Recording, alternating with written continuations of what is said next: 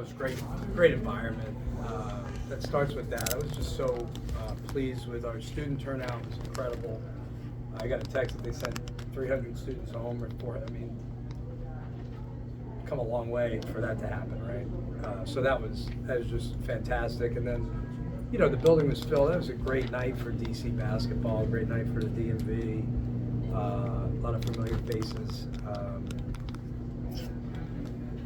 Yeah, I just that part of it really special. I also think I wanted to thank Coach Cooley and his staff. I thought, you know, we had talked about some different ideas, and you know, nothing came of it. And then got a call in the summer and said, "Hey, what do you think about this?" 100%. And then, oh, by the way, we have a volleyball game that day. All right, we'll figure it out. We'll play in the evening.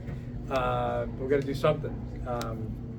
So great learning for us.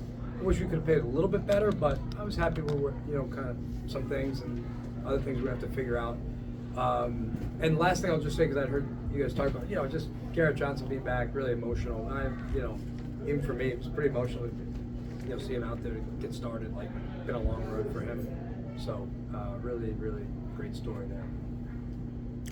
Hey, Coach, last 2.5 minutes, you got to work on your situationals in real time. I was actually thinking that. Like, this is like when you practice situations in practice, it's like a dress rehearsal for that, you know? How did you think that you guys did? Did you file the right people, get the executions that you wanted to? Yeah, not too many mental mistakes, other than we had a free throw blockout that we, you know, could have come up with that would have, you know, given us a chance to get down the floor. And I won my challenge.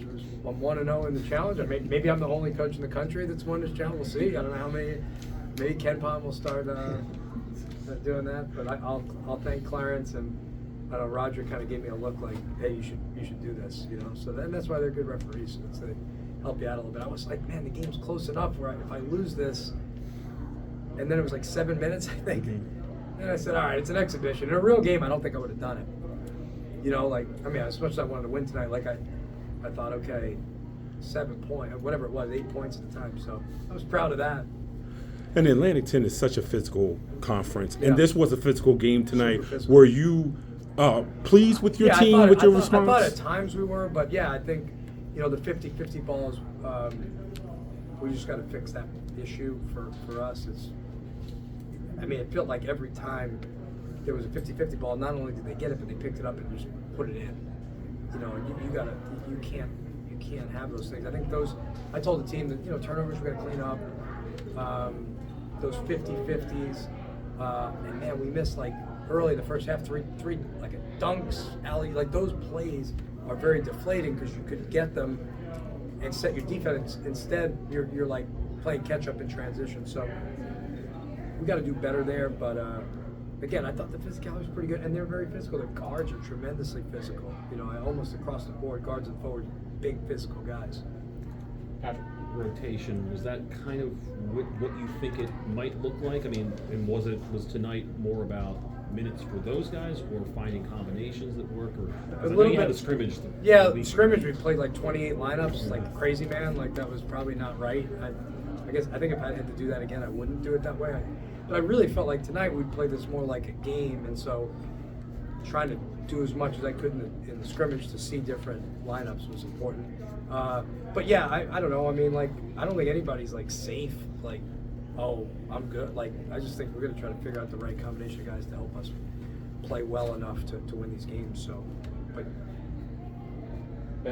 yeah, Coach Cooley was talking earlier about seeing Rafael Castro tonight and how impressed he was with his development. Could you talk about how he's come along in your team and what you saw from him tonight? Yeah, I mean, I thought he had an average game for him, but those guys are big and physical. You know, I think you know, Rafael's such a smart person. He's going to really understand, take the information from these games and be able to use them to get better and better as he did last year. And you know, he can be dominant, I think, in our league, and we got to work to get him to that place. Okay. Hey, Caputo. How would you rate their 2-2-1 3-quarter in the first half? Yeah, I thought just like we tried to get it out quick, and we couldn't. So like and sometimes they hit the ball or whatever, but like we didn't get it out quick enough, so you're having to play against it. It wasn't trapping or it's somewhere in between the pressure on the ball and trying to slow you up the floor a little bit at the same time. And they do have a lot of guys in the backcourt that should be able to do that for them. So I thought it was good, particularly in the second half. I thought we were really slow, tempo-wise. But again, some of that is we didn't get as many stops in the second half. In the first half, did you picked up full court man close Yeah. game? Did it help you? Yeah, I think so. I mean, we're trying to do some of that in terms of using our depth, and I thought pretty early in the game. Early in the game we turned them over. They had 14 turnovers. I don't know how many possessions in the game. I thought we got some pressure to them for sure, and I don't think Mac. He had a good game, but he wasn't super comfortable, which was one of the things for us. Again, I thought in the first half those broken plays were the ones that really hurt us. Like I thought when we got our defense set in the second half was pretty good. I mean, the first half was pretty good. Thank you. Hi, Coach. I know you talked a little bit about 3-point percentage or outside. You guys were 9 for 32 on the night. Yeah. I mean, Georgetown did a great job of smothering your guards throughout Yeah. the game. I mean, but can you talk a little bit about the depth you now have under the rim with Hunger, Castro, Yeah. Benjamin? How did that come into play tonight for you? Yeah, I think we definitely took a few too many threes, I would say, at times. But again, that's also credit to them in terms of their ability to maybe. And again, I gotta watch it, but there may have been a couple I didn't like, but I think there were others I did like. I thought we might have had a little bit of nerves in this opener here where we airballed a couple threes. I thought, well, those are weird. They're not like terrible shots or anything like that. There could have been a little bit of like the juices flowing, which is probably understandable for the environment tonight. Yeah, I think finding that balance is really important for us. And I think we're a little bit better shooting team than 28% for sure. We only shot 5 free throws too. I think that no fouls were called in this game. So that's the other thing. I mean, like we shot 5 free throws, which those guys are working on their cardio today, which is good. I'm glad, but yeah, nobody blew the whistle at all. So, we just think I can't. It's hard to judge if we can't get to the free throw line. Coach, 8 seconds for the playoff. What does this mean for GW and for DC basketball to play Georgetown? Yeah, I just think, and Ed and I have a great relationship. Greg Colucci, Brian Blaney, Jason Wilford, all those guys, really like. Got a lot of respect for them. I respect for the program.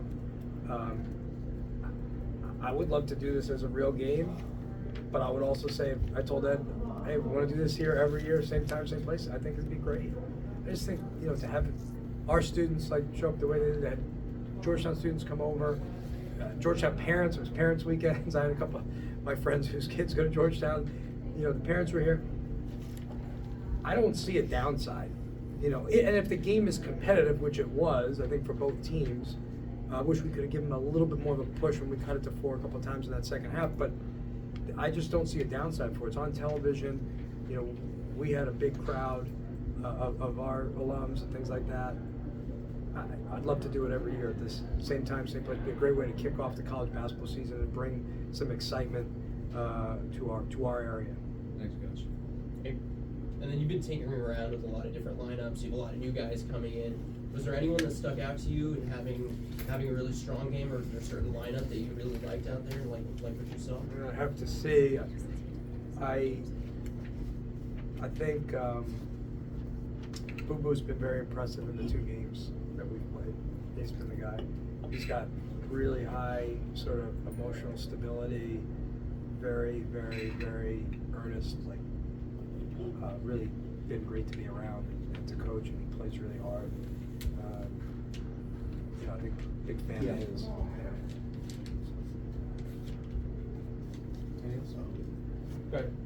Coach, I have the same question for you that I had for Trey Autry, which is your biggest takeaway going into regular season. So some of the things that we need to clean up, the turnovers and some of the loose ball things, I think are pretty consistent. I think those are the big takeaways for me right now.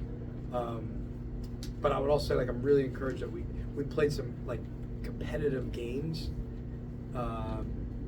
so that these are, I think, real. Sometimes when you play these games, those little things that you try to find in a game where you might win by a lot or whatever, like, it's not as good as this. Like, this is really, hopefully gets everybody's attention. Any other questions for Coach? All right, everybody. Thanks, guys.